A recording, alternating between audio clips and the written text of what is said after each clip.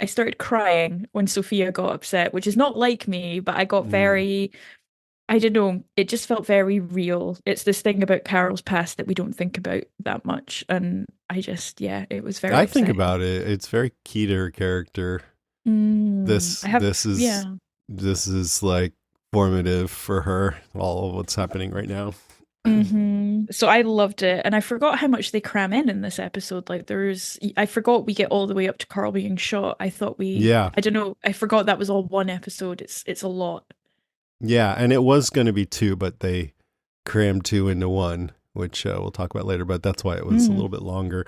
But hmm as I've said, season two is not my favorite. It's towards the bottom, so I'm gonna try to not have that be my filter as much as I can. Like, oh yeah, let's see if we can hit on season two. I'm trying to keep an open mind. I did find it a pleasure to watch this episode, mostly because it's really fun to see T Dog and Dale and Yeah. the characters who've died and early versions of the characters who went on longer because they The ones who changed over lived. time. The ones who Mhm. lived, or at least lived for a while. Lived Um, for a bit longer. I did find myself annoyed at people's attitudes in this Yep. episode, their decisions, their behaviors, and I'm hmm like, there is a part of me that's like, is it fun to see a show where I'm just annoyed at so many things? I mean, there's a lot that was awesome too, and it is. I mean, the answer to that question I just asked isn't necessarily no. I mean, Walking Dead is about struggling with things and sometimes hmm making the wrong decision. Um, I also, watching it this time, feel like I'm a lot clearer on the importance of the episode and the context of where the series is right now. And so it was kind of cool to see it in a new light, which has been the case with pretty much all the episodes so far. So it made it hmm probably better now than it has been for me, if that Mm. makes any sense. So what's your first point? Andrea invents the term herd, Yeah, that's right. which I thought was really cool. I'd forgotten that at Me too. all. Like I suspected, there's more stuff now that I've totally forgotten about Yeah. than She there was she in season one. she sort of offhand says, like, that kind of herd, and Shane's like, yeah, yeah, that's tracks, yeah, that's good. Like, he's really into it. So I just thought I'd give Andrea props for that, and more broadly, the herd as a whole. It's nothing compared to what we see in later seasons, but its impact is so profound, and the way that they film it so that it just builds and builds, and it starts with Rick seeing that one Hmm. walker, then there's another, and then all of a sudden they're overwhelmed. I heard, and it was silent too. There was no music, and Yeah. I loved the music in this episode. So I'm like, what was I smoking when I thought it wasn't that good early on? Because I really dug it. And Yeah. yeah, you just see one through like the rifle scope, and then two, and then and you start to hear the eerie music then where it had been silent. So it Yeah. really worked well. Such good use of silence as well in terms of the Mhm. characters not saying or doing much. And this, Yes. I mean, in theory, hiding under a car is actually a really easy way to get away from zombies. I was like, people should do more of this. This actually works really well. But the beats within it, T-Dog's arm getting sliced. Oh my God, every time. Every time I'm like, I have to close my eyes. I can't look at this. This is so upsetting. And it's one of the many things that we see in seasons one, two, and three where you realize that like things that would not have been insurmountable pre-apocalypse can suddenly become really dangerous, like a Mhm. deep cut that may go septic, as we may find out in later episodes.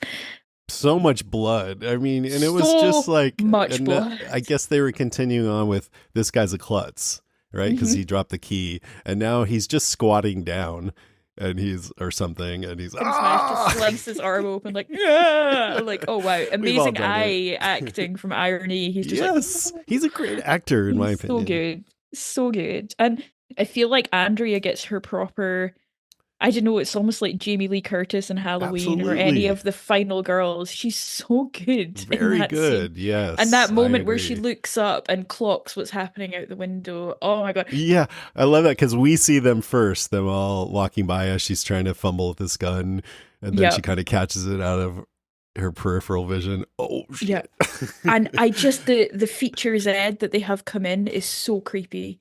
He's Oh yeah, so creepy. he always is one of my favorites of The Walking Dead. this Hmm. RV zombie. Oh, And then coming back to it now, I'm like, oh yeah, I remember this guy. I'd actually forgotten he was in this episode. But I think that so guy, good. I think I heard he became kind of a diva after that, so they stopped having him on. I'm not sure. That could just be hearsay. Oh, I But he's mean, a great zombie. deserved diviness because he's an Yeah. outstanding zombie. If there was an So Emmy good. for best zombie in The Walking Dead, I would definitely put him up And I for one want of him the to come up nominees. and be like, "Rawr, rawr, rawr, rawr," when he gives a speech. I also love the way that Andrea like is so angry at Dale still when she looks up at him and he's up there and she's just looking at him. She's not scared, she's furious because she's like, this is what I didn't want to have to live through. And I find Mm. myself sympathizing with her more this episode than I have in previous ones, in this encounter particularly. But the just the tension of it, and you know she's going to drop a bit of the gun, you know something is going to happen. My only department of suspension of disbelief is that she makes a lot of noise in the RV, and I feel like the other Zeds might have heard it. Oh Her. yeah, that's Um, right. Yeah, because it was a big deal. Rick didn't want to shoot the zombies because mhm.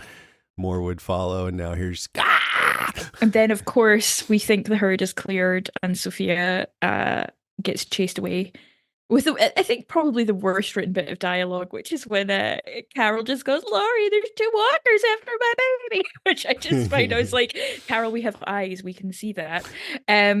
Yeah, but Yeah, it's a great bait and switch of like, "Oh, we're fine. Oh, wait, no, we're fucking not," and Sophia's acting like any little girl would, I guess, or any little kid would, and runs away. But it's yeah. heartbreaking, and I When think she screamed, and I yeah, thought, of course, of Sam, but because he screamed in Alexandria, but and that's what got people killed.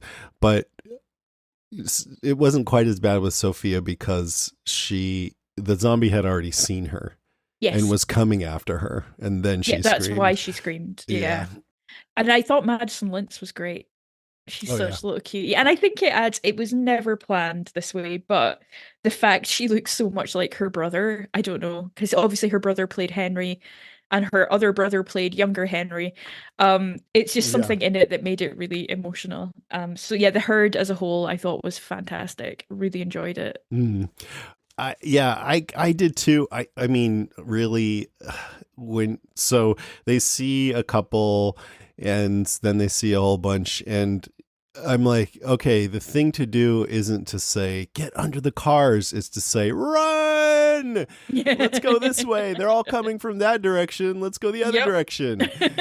But then there would be no drama, and that's just the thing with this show is it's not realistic that in a lot of situations that slow dumb creatures would be a threat, and so they have to kind of flub things a little bit to make them a threat. And once they were under the cars and the zombies were shambling by, it was super tense and creepy and great. Yep. But in the first place, they should have just ran away.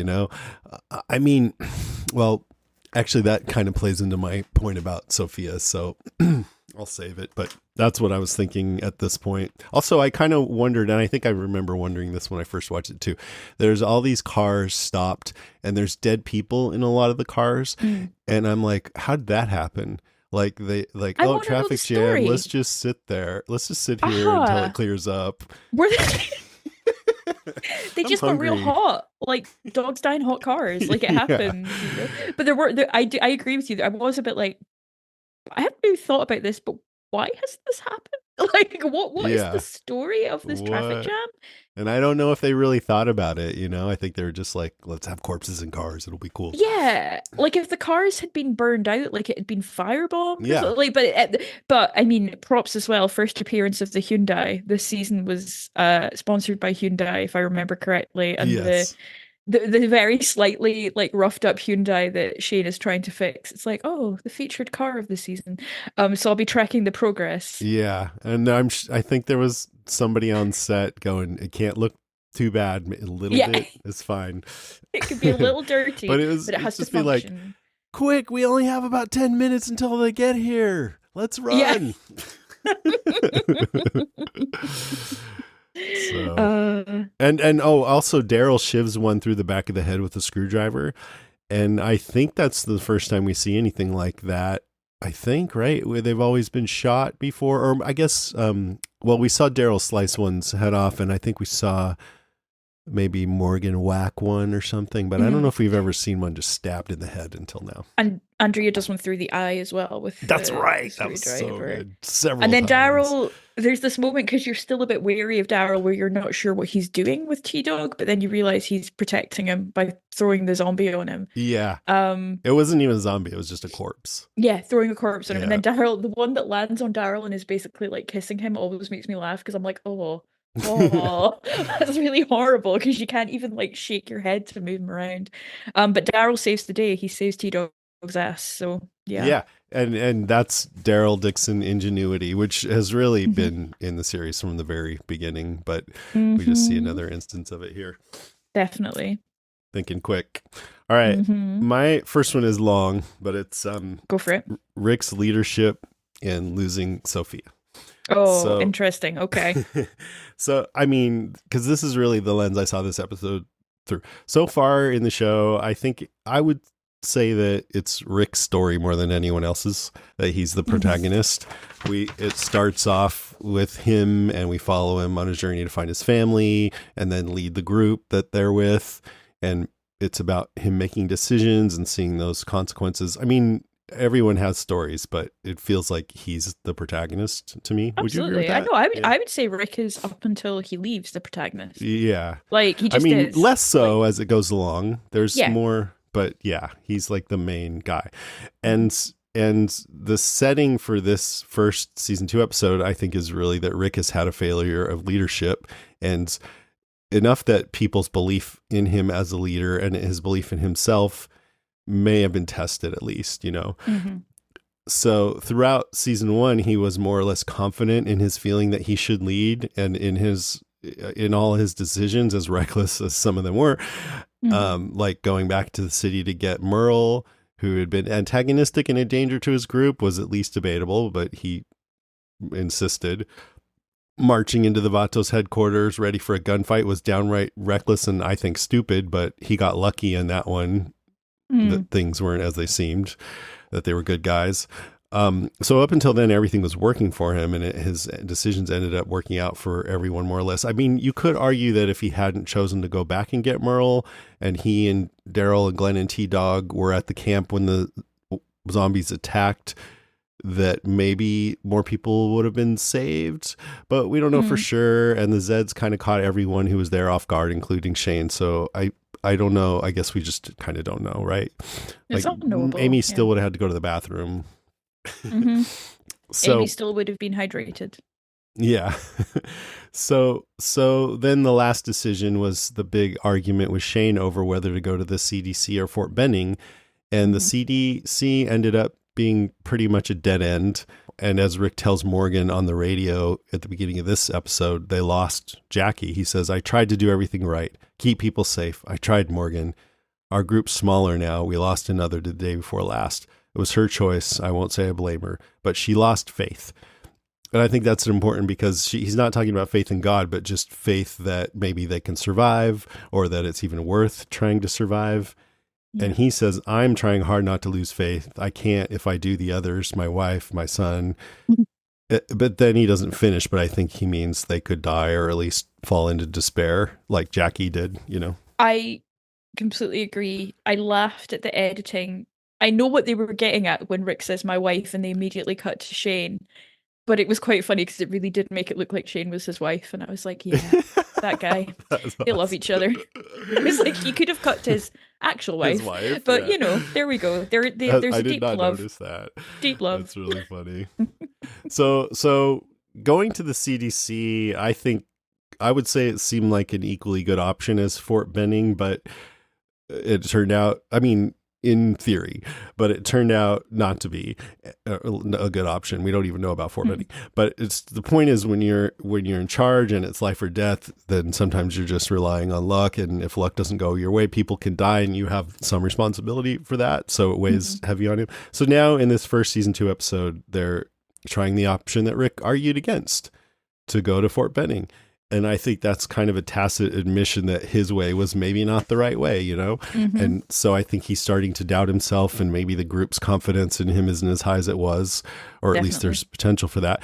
So with all that as a backdrop comes this thing with Sophia, which I'll just talk through, jump in if you have anything to say. But they're hiding under the cars as the herd passes through. Things get quiet. She goes to get out, but then the zombie sees her. Then it drops down and grabs at her. Mm-hmm. And under another car, Laurie's holding her hand over Carol's mouth.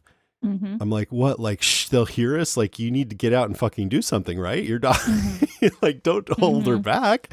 And then she runs down the roadside, and Sophia and Rick follows, and Carol tries to follow, but Laurie's holding her back and going, shh, shh, shh. And I'm like, I don't know, Laurie, like, maybe Carol should help her daughter. Like, maybe Maybe if women Carol can had do gone down things. there, yeah, like maybe they wouldn't have left. I don't think Carol would have left Mm-mm. Sophia under a tree.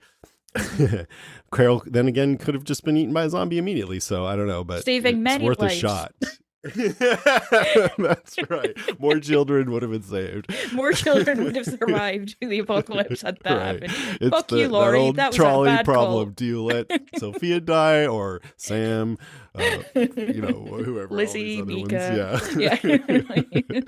Yeah. So then the the two Zeds are chasing Rick and Sophia through the woods. They're faster here than they are later in the series. I didn't Very remember much. that. I thought they were already getting slow, but no, Mm-mm. fast. So I'm like, have her climb a tree. Have her climb a tree. Jeez. I had that thought. I was like, she's a kid. She can climb a fucking tree. And they're Yeah. like, no, hide here, hide here. I'm like, Hide underneath where they can get you. Jesus Christ. Seriously. So then Sophia says, shoot them. And he goes, no, those walkers on the road would hear it. Then it wouldn't just be two, it'd be hundreds. I'm like, the road's kind of far away. yeah. Then he tells her to hide under this tree root, and he'll draw them away. And he says, listen, they don't get winded. I do. I can only deal with them one at a time. I wouldn't be able to protect you. So he's afraid that he'd be fighting off one of these while the other attacks her. Mm-hmm. And he says, this is how we both survive. You understand? And she nods. And then we never see her again. Because she doesn't flip and stay put. He's like, That's stay true. put. And like, she leaves it 2 seconds, and then is like, Yeah. I'm out. Yeah. Which He goes, if I don't I- make it back, run back to the highway. But then she left right away. I bet Sam would have stayed there. Henry would have. I don't know. Henry would have been like, crying, no, but- I'll fight with you, man. Yeah, that's true. I was torn about this because part of me was like, FFS Sophia, stay under the goddamn tree. Another part of me was like, she's a little girl. She wants to get back to her mom. Absolutely. I don't blame her. Yeah. I don't blame her. I mean, it's because I feel like watching these shows, we get mad at people who don't do the smartest thing, but I think 99% of us would fuck up somehow because we've just been like 100%. fucking freaked out. You know what I mean? I want to go to my mom. It was just, I think it seemed what they should have done. It seemed dumb to me that Rick didn't just run with Sophia, and there's a lot of trees around. So I would say just shoot these two zombies. Then that would draw at least some of the Zeds off the road, but then they could start moving in parallel with the road for a bit and then go up further down. The Zeds would move straight to the gunshot sounds and wouldn't see them moving in parallel because of all the trees. So that's what Rick should have done. I mean, I always ask myself, if Rick had Carl there, would he have left him under a tree? I don't think so. He would have carried him on his shoulders or something, or just had him run with him. So that seemed really stupid. But I think in part that's the writer struggling with how to make the zombie seem incredible threat, as I said before. And I was trying to really zero in on what they were going for and what Rick was thinking. I think the idea is if Rick didn't kill the walkers, that they would just be following him and Sophia forever. I think it was him having to carry her as well. I think he was like, if I'm carrying you, I will get winded. But I read that in a deleted scene, Shane reveals to Rick that despite their slow gait, the walkers don't seem to tire. Quote, knowledge that informs Rick's fateful decision to temporarily leave Sophia. So I think he thought they'd have outlasted Rick and Sophia, and that, since he could only kill one at a time, the other would attack. And I think, if he used his gun, he'd draw more, and they're out in the open. So if they notice you, then you can't hide from them. You can't run away because they will just chase you forever. and you can't kill them all because there's too many. And I think except for that one with Andrea and the two with Sophia, none of the other zombies saw anyone. So I think at least in this moment, the writers are thinking, yeah, if the zombies see them out in the open like this, they'll just chase them down forever. I think that's what they were thinking because they're fast enough, you know? I think one saw T-Dog, and that's why Daryl got involved. Or was about to see T-Dog before Yeah. Daryl. But they were, yeah, you're right. It doesn't make sense that they didn't hear Andrea, but I think that was the point of them not actually catching the zombies' attention, except for those couple that were isolated, because the idea is if they had saw them all out here, if the zombies saw them, then they would just chase them forever. But it Absolutely. still like doesn't quite pass muster with me. I don't know. They could have ran until they found a place to, or Yeah, climbed the I'm trees, or also I don't know. part of me is like it is the first kind of big herd they've seen, so maybe that's Rick's feeling overwhelmed by that, but he definitely makes a kind of muddled decision Yeah, that doesn't I think he pay fucked off. up. Really, I think don't leave a little girl here. You keep her with you and figure something else out. I mean, really, just shoot the two zombies, run up behind the tree cover of trees, and go further down the road. Like, it seems simple enough to me. And I think actually the writers wanted us to question his decision. Well, You Shane know? does. Yeah, everyone does. And that's the point. So he comes back without this little girl. He has to explain himself. Carol's pissed, of course. How could you just leave her out there to begin with? He goes, those two walkers were on us. I had to draw them off. It was their best chance. Shane says, sound like you didn't have a choice, Carol. But I think Shane is just being loyal, reflexively loyal, trying I to keep agree. the cohesiveness of the group. If I was Carol, I would be rageful at this point. I would That be wouldn't be so like mad. Carol though. She's never does anything rageful. I mean, she's upset, but she still hasn't discovered her power yet. No. She So has yet to become the full Carol. Rick said, yeah, not even close. And Rick says it was the only choice I could make. And Shane says, I'm sure nobody doubts that, which is his way of saying, oh, Everyone people doubts doubt that. that. Like they do. And we're meant to be questioning Rick's decision making here. And he's questioning himself. And the group is questioning him. Lori tells Carol to stop blaming Rick for what happened, which she knows because of the look on Carol's face. I'm like, don't just leave Carol alone. Her daughter's lost. Like, don't scold her while her daughter's missing Yeah. because your husband left her. But Lori's standing up for Rick, which is nice. She says, you all look to him and then you blame him when he's not perfect. So that just points more to that. That's the crux of this episode, that it's a questioning of Rick's leadership. Then Rick questions himself. He's in church. He's praying. He says, I guess, I'm not much of a believer, which is not the best way to start off a prayer, I would say. No, and also, yeah. Yeah, I thought I it was mean, interesting that he admitted that being because I've kind honest. of been toying with like how religious the characters in The Walking Dead are at this point. Mm-hmm. But yeah, It's it's interesting. interesting. And I guess, I joke that it's not the best way, but I mean, But it isn't. I mean, it's like, so I don't believe in you, but also, yeah, could you help me out? but he's being honest. So Yeah. that's probably better than trying to hide something from God. Well, the Bible does tell us that. So yeah. I mean, if you are actually making, like, maybe God's real, let me talk to him, then you're not gonna be like, maybe he won't notice if I just flub the truth a little. If he's real, It's a he'll one-way notice. bet. If he's real, then you're talking to him. If he's not, then you've not lost anything, I guess. Apart from Yeah. Sophia, but you know. So he says, I could use a little something to help keep us going, some kind of acknowledgement, some indication I'm doing the right thing. So this is showing he needs a sign. He's having a crisis of belief in himself. So then Carl sees this deer and slowly edges up to it. And there's this like magical, ethereal music, hopeful. And so I think Rick is thinking, oh, this is my sign. And he's right, but it's not this kind of sign he thought, because then blam, Carl gets shot. And that's like The Walking Dead being its cruel self. Mm-hmm. We know these Vatos watching the elderly people were intended to be killed. We know Carl, gets shot. Sophia's in the barn. The show's about raking people over the coals and testing them. Yep. But Rick really asked for a sign, and this is the sign he got. So, and yet he kept on making decisions. So that does show he's not much of a believer, I guess, because he's like, eh, whatever. He's like, I mean, it was literally my son got shot while looking at an innocent virginal deer, but it's fine. I think it was fine. I don't think it was a sign. I think it's Yeah, okay. no, Let's go I'm stay still with waiting for Herschel. my sign. Siri, play Ace of Base. I saw the sign. He does. I remembered. I think it's in season 4 because I said decides to keep plowing forward Bloody and being the hell. leader. Sorry, my Siri started talking. Sorry.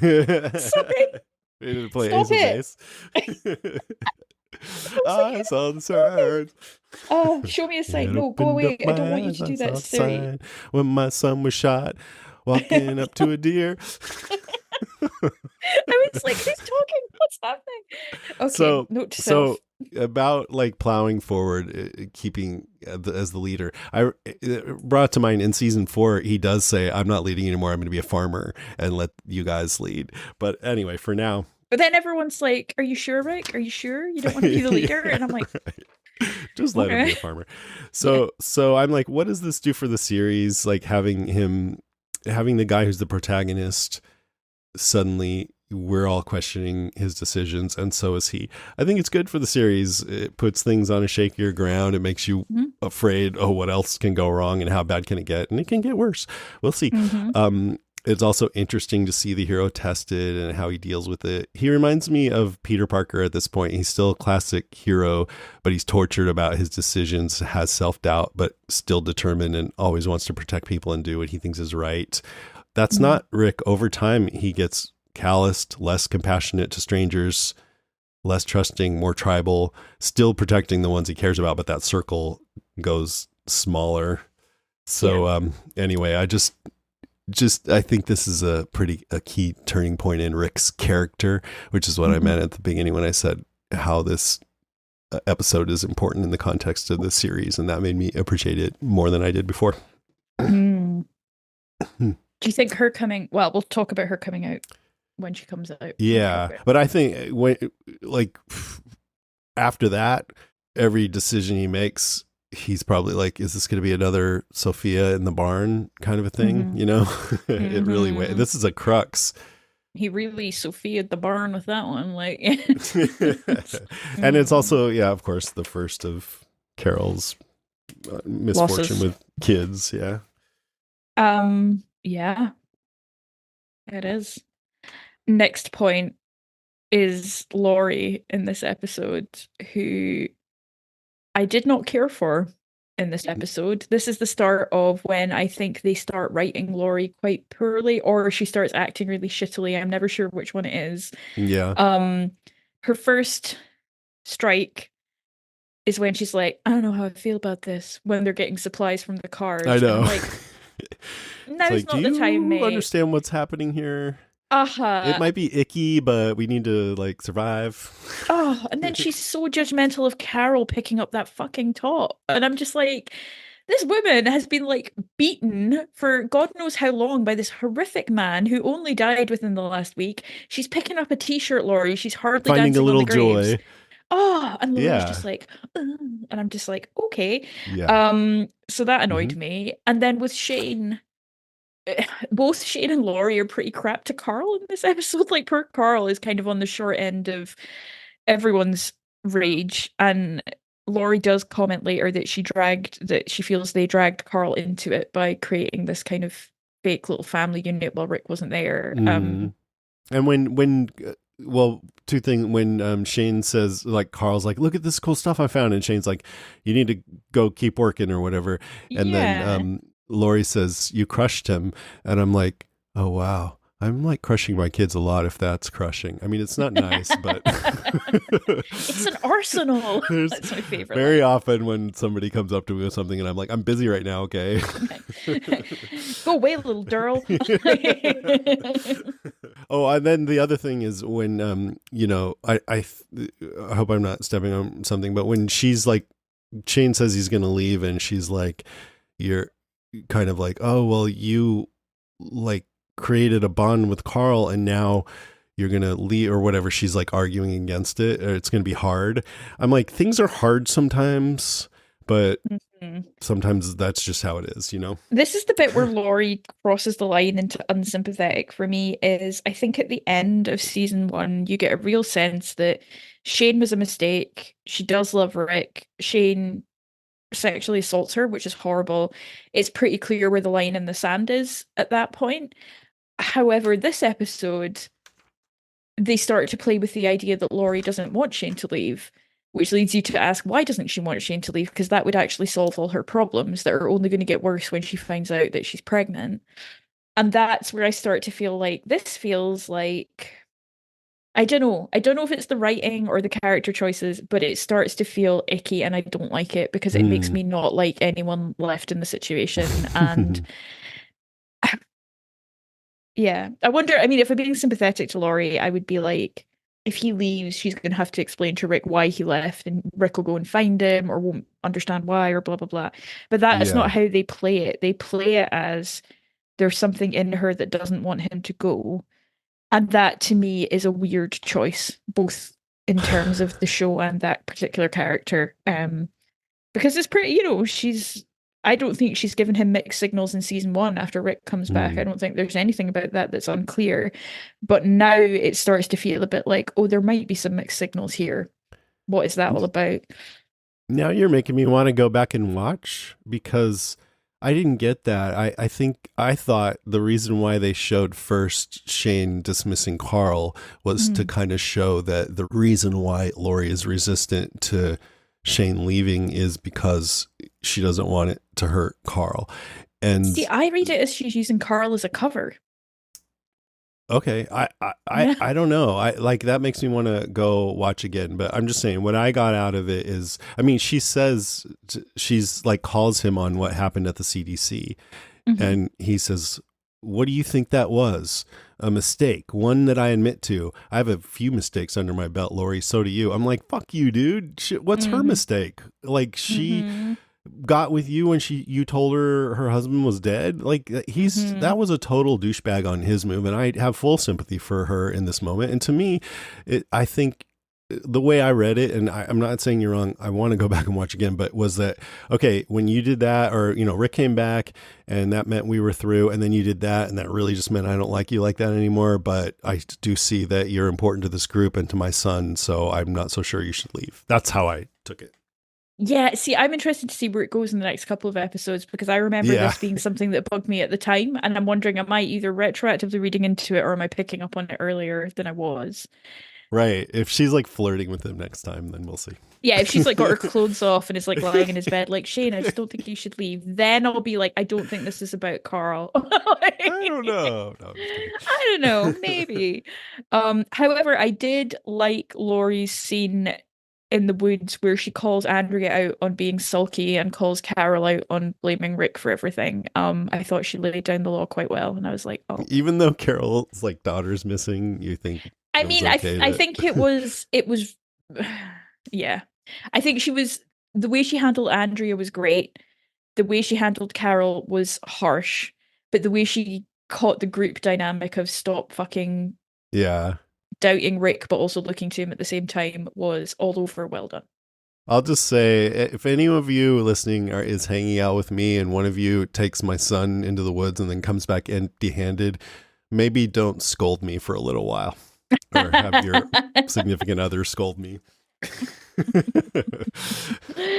Oh, damn it. Okay, I'll put that in my diary. I agree about Andrea. Yeah, write that down. And also on this subject, I think it's to Shane's credit that he's leaving the group because it's the best decision. Yeah, I thought, you need to let go of your whatever jealousy of Rick or your attachment to Laurie, and if he can't, which clearly he can't, then he needs to GTFO. I'm trying to remember what. Yeah, why didn't he leave? It must be the pregnancy reveal. Really? That happened. I think so. Because I don't feel like they were.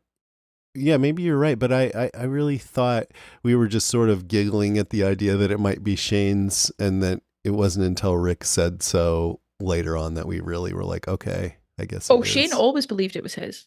He did. Oh, okay. Okay. 100%. I forgot about that. He was always like, yeah, this is 100p, my little baby with his massive ears and grumpy face.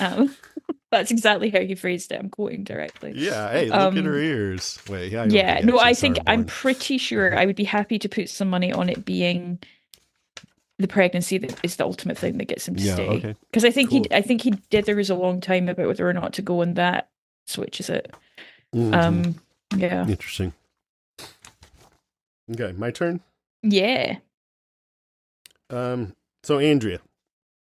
yeah. So we see Shane cleaning her gun, and she's like, that looks Sweet piece. complicated, which I'm like, maybe just say, can you show me how to do that? But she's, Oh man, I'm a girl. I could never touch a yeah. gun.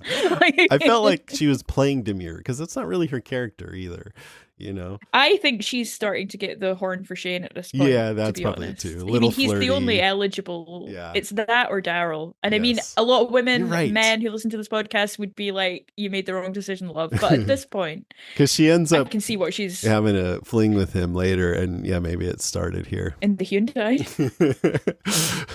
Hyundai. Oh, sorry. Was it in So the gross. maybe? Did they think that would increase sales? Yeah.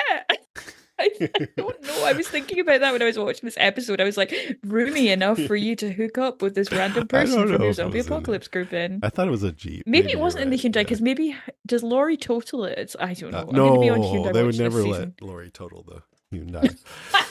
Make her the ultimate villain. She tagged the Hyundai. So anyway, I thought her being interested in the gun after I watched it, I was like, oh, she just wanted it so she can kill herself. But then she already had it because it was her gun. Hmm. So she could have, but I really think it's all about choice. She just wants the choice. Um, After the herd passes through, Dale takes the gun because he doesn't want her to shoot herself, which is not cool at all. Mm-mm. I do get where he's coming from, though. I think it's not. His heart is in the right place, I would say. I know not everyone would agree with that. That's what I say. I also feel angry on her behalf, so I'm like, can see both sides. It's the kind of muddled thinking you do when someone you love is in great distress. It doesn't Yeah. necessarily. And also, if you handed her the gun and she just went, thanks, boom, then I'd be like, man, maybe the thinking wasn't so muddled. Maybe it was right on the nose. So I don't know. It's tough call for me. But I think he should be talking to her about it.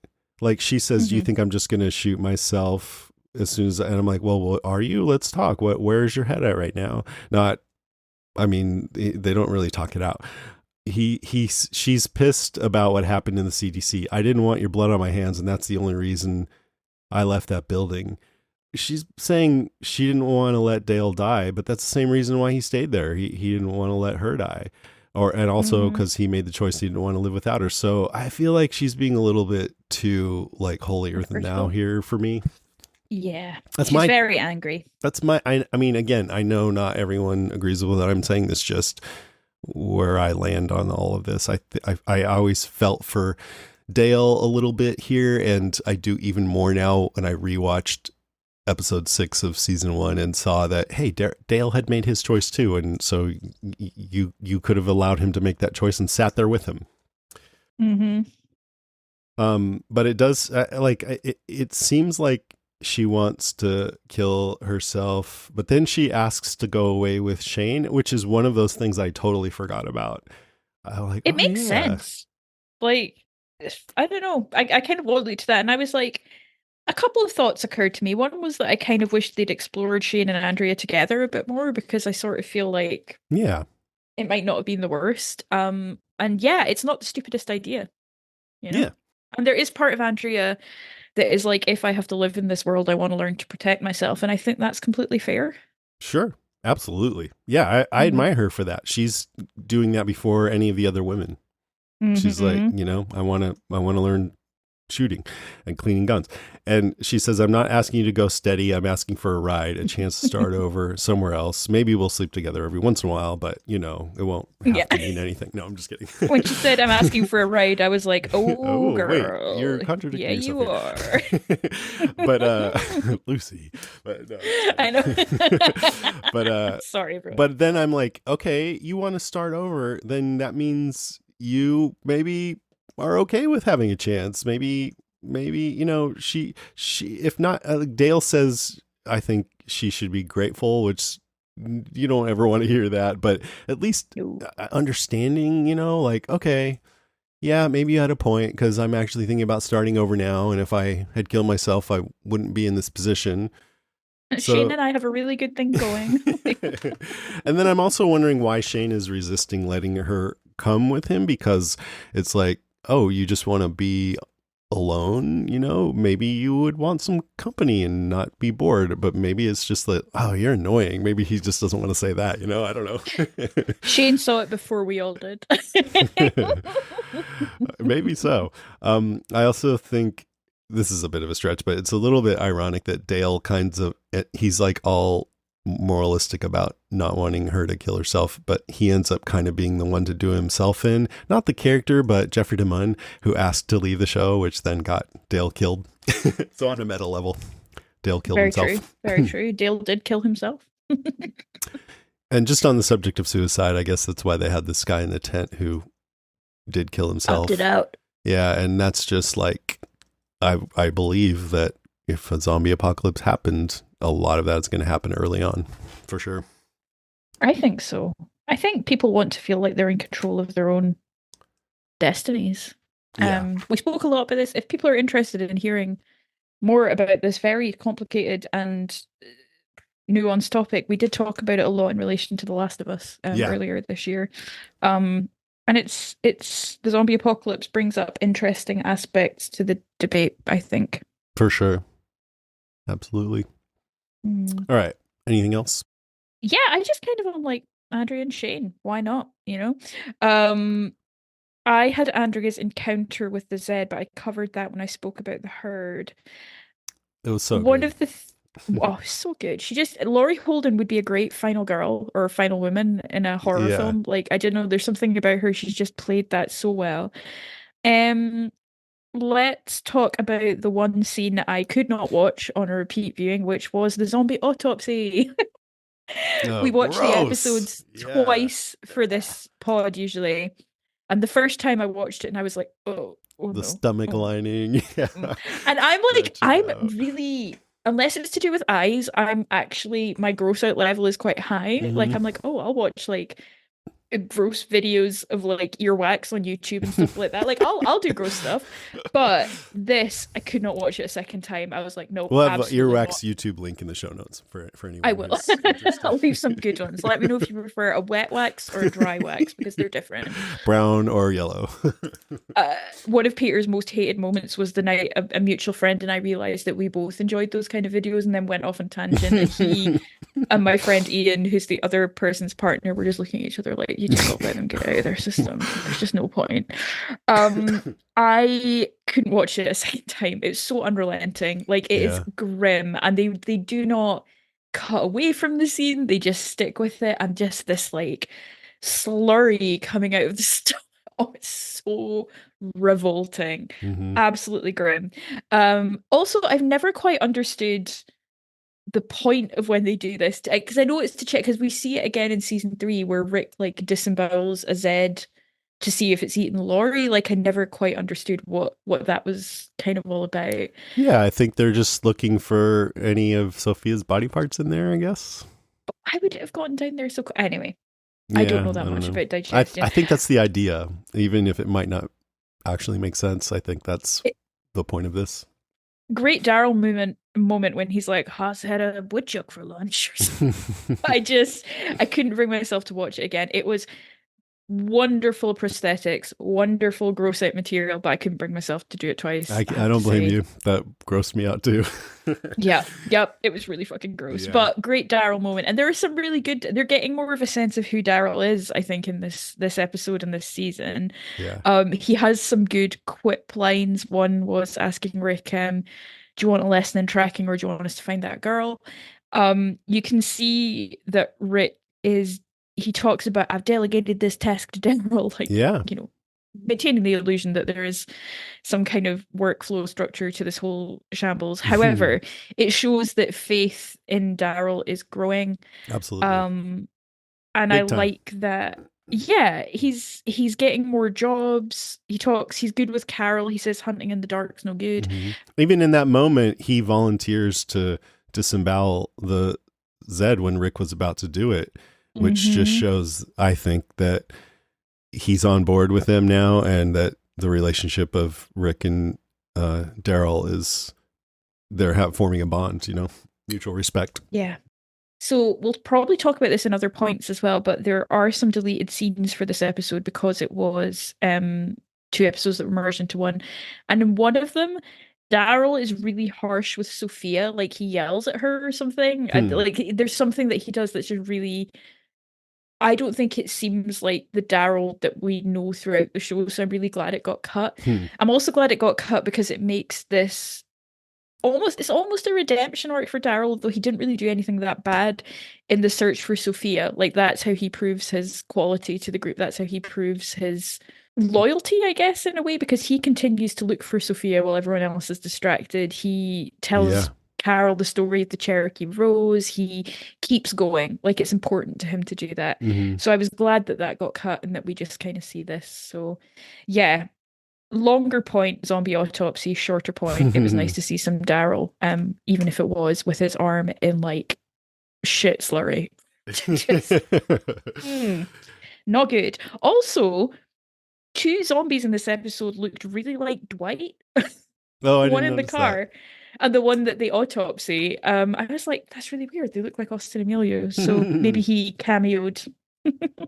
I just the grossness of this scene, but I just feel like Greg Nicotero, who's in charge of all the effects and everything, he just gets such a joy out of creating these effects, and I'm sure all that blood spurting from T-Dog too was just like, look at that, and Oh, that deep they do cut. such a Ugh. good job at it. And I think that was kind of the fatal error made with Abraham and Glenn showing Too Negan much. too much of it, because I felt like they probably had that same glee, like, look, his eyeballs popping out, and it's like, well, we all really care for that person, and maybe we didn't want to have to see Hmm. that, and now we're not going to watch anymore.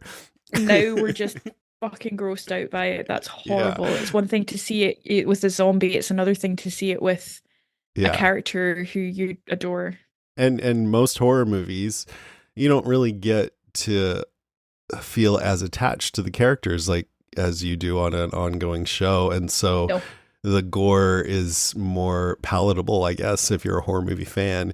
But Walking Dead, A, it brings in a lot of people who weren't horror movie fans, but B, we like the characters more, so they need to sort of feel that out. And I think they did after that, they didn't have They as many.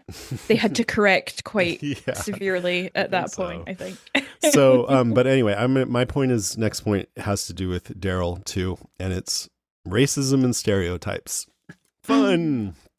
Fun, fun, fun. So Daryl's motorcycle has a stylized SS on it, featured prominently here. Now, is it Daryl's motorcycle or is it Merle's Well, it's motorcycle? Daryl's now. Okay. He's riding it, and it's the SS, but it's Merle's. That's why it's on there. You're right. Yeah. Mhm. So that's, for people who don't know, that's Germanic runes, but infamously used by the Schutzstaffel. I'm probably saying that wrong, which is a paramilitary organization under Adolf Hitler in Nazi Germany. There's also a skull on the motorcycle, which is called a Totenkopf, which means death's head. And that's a symbol of a faction of the SS. And neo-Nazis and other white supremacists sometimes use that symbol. Mhm. So I'm like, wow, maybe you should scratch those off or something. Have Probably you hasn't heard had of time. stickers? Yeah. You could put a nice flower sticker over it. That'd be nice. And I wonder if early on when they featured this, what were they thinking? But I think, I think racism is still a part of Daryl's story, very intentionally, in the show. We got a review on iTunes from someone who likes the podcast. It was actually a 5-star review, but asked us to, quote, please stop saying everything is racist. And my answer But to that, everything is racist. everything is. Everything. That's what it Everything in is. the Okay, world is next racist. No, point. I'm No. joking. Um, Obviously, not everything in the world is no, and racist. we're of course not saying it is. We're just talking about the themes of the show. Racism is one of those themes, so we will talk about it while it's a theme, and it clearly is with what the lines they're choosing to give Daryl right now. If you don't Mhm. see that, then I think you're not paying close enough attention. That's my opinion. Like Daryl saying things like Glenn has balls for a Chinaman, and then when he says he's Korean, Daryl says, so what?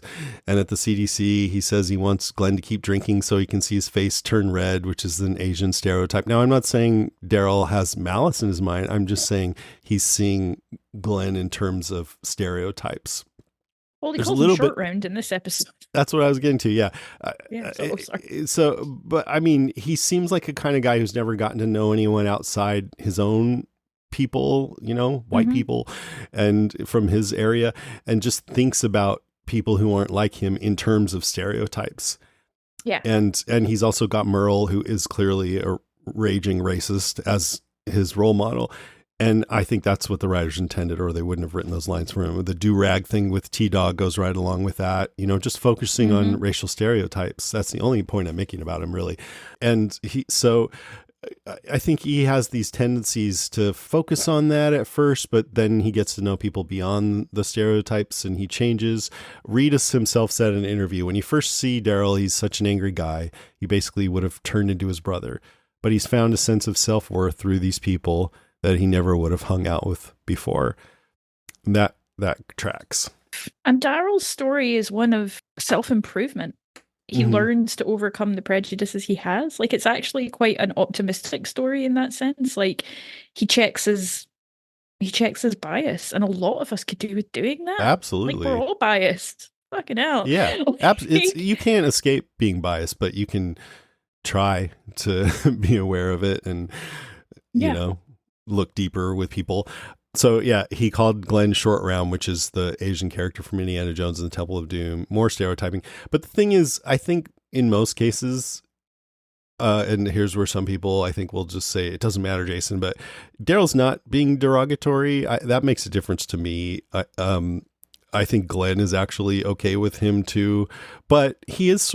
There's at least a bit of talking down to someone when you say, "Hey, Short Round," but Mhm. also friends tease each other as a sign of affection too. And I think Daryl does like Glenn. I think we Mhm. saw in season 1 he grew to respect him. It would be interesting to see what would happen if Glenn said, "Okay, redneck," Yeah, would Daryl just okay. be like, "Right on, we're just vibing with each other," or would he be like, "What'd you call me?"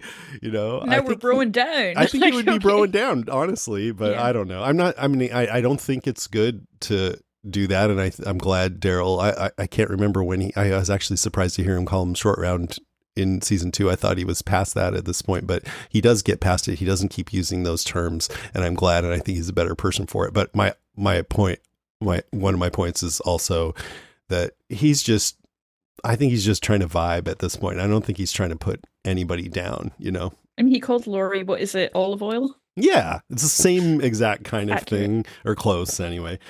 Yeah. Um, but so I think he's already a good person at heart. He's tracking Sophia. He's taking part. He's volunteering to cut this zombie open. Yeah, Rick says, Daryl's going to be overseeing this. So I don't know. It's interesting to watch his progression and particularly be watching for when he stops being so racist. This That bike might doesn't be stay around forever, but it does stay around for a while. And I can't remember if those symbols were on it. I don't think I even noticed it first watch through, but now I'm pretty focused in on that kind of thing.